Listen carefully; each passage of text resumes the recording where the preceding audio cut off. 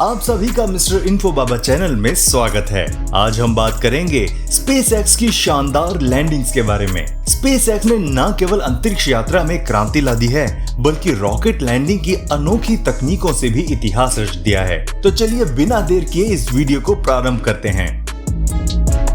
अगर आप हमारे इस चैनल पर नए हैं तो चैनल को सब्सक्राइब करना ना भूलिएगा and don't forget to hit the notification bell. SpaceX के 100वें फैल्कन 9 रॉकेट लैंडिंग का ऐतिहासिक मील का पत्थर 21 फरवरी 2022 को कैप कैनेवरल, फ्लोरिडा में लॉन्च हुए स्टारलिंक 48 मिशन के साथ दर्ज हुआ। इस उड़ान में फैल्कन 9 रॉकेट ने 46 स्टारलिंक इंटरनेट सैटेलाइट को ऑर्बिट में भेजा और फिर सफलतापूर्वक अपनी 100वीं लैंडिंग की। इस माइलस्टोन के साथ स्पेसएक्स ने ये साबित कर दिया कि रॉकेट को पुनः उपयोग में लाना संभव है, जिससे रॉकेट लॉन्च की लागत में भारी कमी आई है। स्पेसएक्स के लिए ये विशेष दिन था, क्योंकि पहले केवल एकल प्रयोग के लिए रॉकेट लॉन्च किए जाते थे, लेकिन अब उनका पुनः उपयोग किया जाता है, जिससे स्पेस फ्लाइट के भविष्य को और सस्ता और अधिक कुशल बनाया जा सकता है। स्पेसएक्स ने 12 जून 2023 को अपनी 220 सफल लैंडिंग पूरी की, जो कैलिफोर्निया के वेंडनबर्ग स्पेस फोर्स बेस से फाल्कन 9 रॉकेट के जरिए हुई थी। इस मिशन, जिसे ट्रांसपोर्टर 8 का नाम दिया गया है, इसमें 72 उपग्रहों को कक्षा में स्थापित किया गया। ये लैंडिंग प्रक्षेपण के लगभग 8 मिनट बाद सफलतापूर्वक हुई। स्पेसएक्स ने अपनी लॉन्च लागत में कमी लाने और रॉकेट पुनः उपयोग की क्षमता साबित करते हुए इस मील के पत्थर को हासिल किया है। इस उपलब्धि से पहले स्पेसएक्स ने दिसंबर 2015 में अपनी पहली सफल लैंडिंग पूरी की थी। आज फाल्कन 9 रॉकेट के दोबारा इस्तेमाल से कंपनी स्पेस लॉन्च इंडस्ट्री में अपनी जगह मजबूत कर चुकी है और ये 200वीं लैंडिंग उसी निरंतरता का एक हिस्सा है। स्पेसएक्स का ये मिशन इस बात का प्रमाण है कि रॉकेट पुनः उपयोग अंतरिक्ष अन्वेषण में कितना प्रभावी और लागत कुशल बन सकता है। SN8 स्पेसएक्स का SN8 स्टारशिप प्रोटोटाइप दिसंबर 2020 में पहली बार उच्च ऊंचाई परीक्षण के लिए 12.5 किलोमीटर तक उड़ा। यह परीक्षण टेक्सास के बोका चिका में हुआ, जहां यह रॉकेट सफलतापूर्वक ऊपर चढ़ा और एक अनोखे बेली फ्लॉप तकनीक के साथ वापस लौटा। इस लैंडिंग प्रयास में SN8 ने अपनी ऊंचाई पर पहुंचने के बाद अपने रैप्टर इंजन बंद कर दिए और वायुमंडल में वापस आने के दौरान दिशा बदलने के लिए विशेष फ्लैप्स का उपयोग किया। हालांकि लैंडिंग के दौरान एक इंजन में खराबी के कारण लैंडिंग असफल रही और रॉकेट विस्फोट हो गया। इस विस्फोट के बावजूद स्पेसएक्स और इसके संस्थापक इलॉन मस्क ने इसे एक बड़ी उपलब्धि माना, क्योंकि इसके माध्यम से डेटा एकत्रित किया गया जो आगे के सुधारों के लिए सहायक साबित होगा। यह परीक्षण स्टारशिप के डिजाइन में सुधार और मंगल मिशन के सपने को साकार करने के लिए आवश्यक तकनीकी परीक्षणों का हिस्सा था।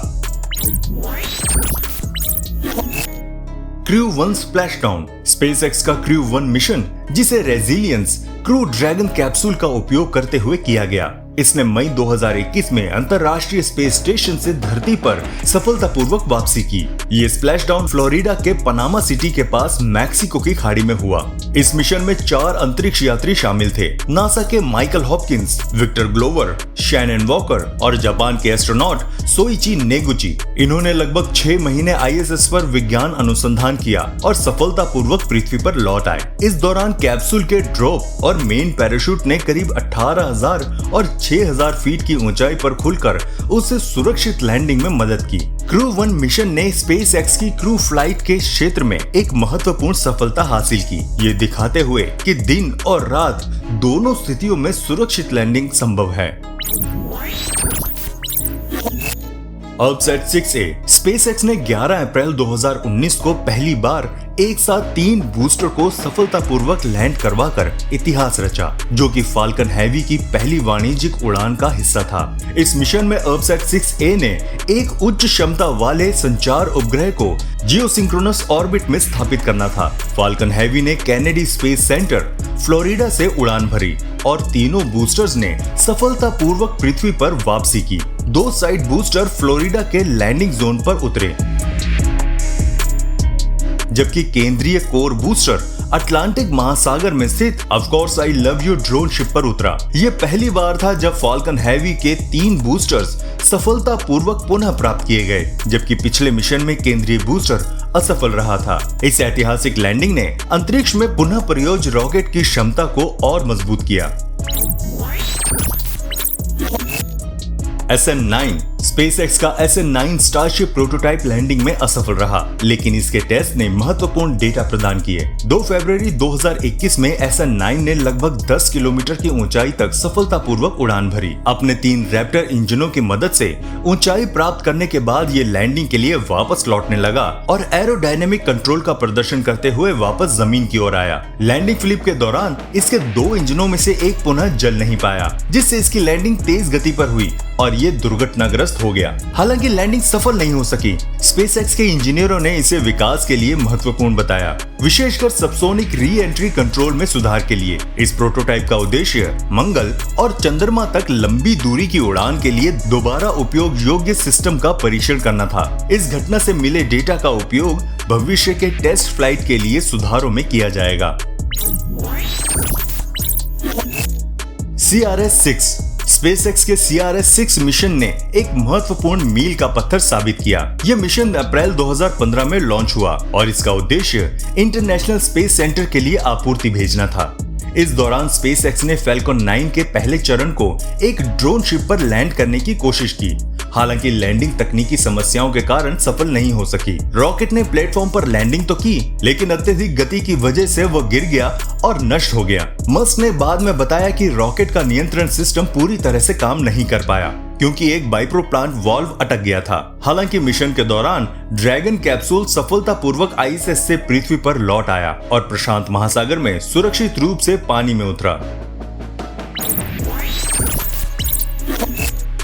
SciComm-1B SpaceX का SciComm-1B मिशन 30 अगस्त 2020 को लॉन्च हुआ था। यह मिशन अर्जेंटीना के लिए एक पृथ्वी अवलोकन सैटेलाइट SciComm-1B को कक्षा में स्थापित करने के लिए था।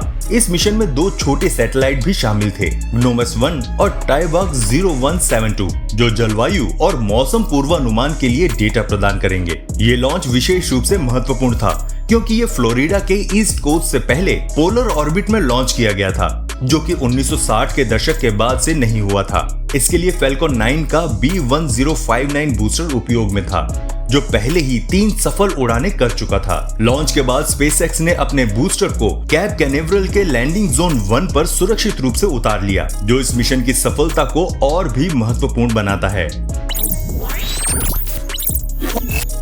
SN11 SpaceX का स्टारशिप SN11 परीक्षण 30 मार्च 2021 को टेक्सास के बोका चिका में किया गया था। ये उड़ान स्टारशिप के लिए चौथी उच्च ऊंचाई उड़ान परीक्षण थी। SN11 ने 10 किलोमीटर की ऊंचाई तक अपनी उड़ान भरी और बाद में इंटरनल प्रोपेलेंट टैंक में बदलाव किया। इसके बाद ये सुरक्षित लैंडिंग के लिए अपनी स्थिति को पुनः स्थापित कर रहा था, लेकिन लैंडिंग बर्न शुरू होने के कुछ ही क्षणों बाद SN11 में अप्रत्याशित विस्फोट हुआ। इस दुर्घटना ने SN11 के नियंत्रित वायु गतिकीय अवतरण को पूरी तरह से विफल कर दिया। इस उड़ान में SN11 के रैप्टर इंजनों ने नियोजित रूप से शटडाउन किया था और फ्लाइट के दौरान कैमरा और वीडियो सिग्नल समस्याओं के कारण पूरी स्थिति का आंकलन करना मुश्किल था। SpaceX ने इस हादसे के कारणों का मूल्यांकन करने के लिए डेटा का अध्ययन करना शुरू किया, जबकि इसकी आगामी परीक्षण उड़ानों की तैयारी जारी है। SpaceX का पहला ड्रोन शिप पर लैंडिंग 8 अप्रैल 2019 को हुआ था। इस ऐतिहासिक लैंडिंग ने रॉकेट पुनः उपयोग की दिशा में एक महत्वपूर्ण कदम उठाया। फैल्कन 9 की पहली स्टेज ने जस्ट रीड द इंस्ट्रक्शन नामक ड्रोन शिप पर सुरक्षित लैंडिंग की, जो अटलांटिक महासागर में थी। इस लैंडिंग ने SpaceX को रॉकेट के पुनः उपयोग के लिए एक नई तकनीक का परिचय दिया, जिससे भविष्य में अंतरिक्ष यात्रा की लागत को काफी कम करने की संभावना पैदा हुई। इस लैंडिंग को देखकर SpaceX ने अंतरिक्ष उड़ान में एक नया युग शुरू किया। अब तक SpaceX ने कई बार अपने रॉकेट की पहली स्टेज को ड्रोन शिप पर लैंड कराया है, जो कि रॉकेट पुनः उपयोगिता के क्षेत्र में उनकी सफलता को दर्शाता है। आपको हमारी ये वीडियो कैसी लगी, हमें कमेंट करके जरूर बताइएगा, और अगर वीडियो पसंद आए तो इसे लाइक भी कर देना। मिलते हैं आपसे अगली वीडियो में, तब तक प्लीज अपना बहुत ध्यान रखिएगा।